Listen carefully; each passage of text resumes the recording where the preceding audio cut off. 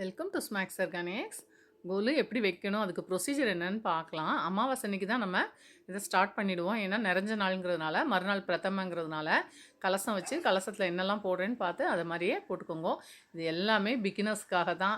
வயசில் பெரியவா ஆற்றுல இருந்தானா பிரச்சனை இல்லை, அவளே பார்த்துப்பா. எல்லாம் தெரியல, நம்ம இப்போ தான் கல்யாணம் பண்ணிட்டு இருக்கோம், குழந்தையில தான் இருக்கோம், நம்ம தனி குடும்பத்தனம் அப்படிங்கிற மாதிரி இது இடத்துல நீங்கள் இதை பார்த்து ஃபாலோ பண்ணுங்க.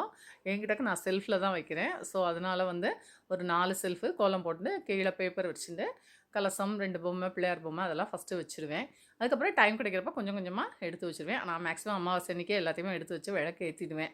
நீங்கள் அமாவாசை அன்றைக்கி 2 பொம்மையை வச்சுட்டு கூட நீங்கள் மறுநாள் கூட எடுத்து வச்சுக்கலாம். இது வரிசையாக ஓரறிவு ஈரறிவுன்னு 6 அறிவு வரைக்கும் வச்சுட்டு மனுஷா வரைக்கும் வச்சுட்டு அப்புறம் முனிவர்கள் தேவர்கள் பகவான் பொம்மைகளை வைப்பா. என்கிட்ட அவ்வளோலாம் பொம்மையும் இல்லை, அவ்வளோ படிகளும் இல்லை. ஸோ நான் இந்த மாதிரி தான் ப்ரொசீஜர் பண்ணுறேன். நீங்களும் ஆற்றுல பண்ணுங்க. கண்டிப்பாக நைவேத்தியம்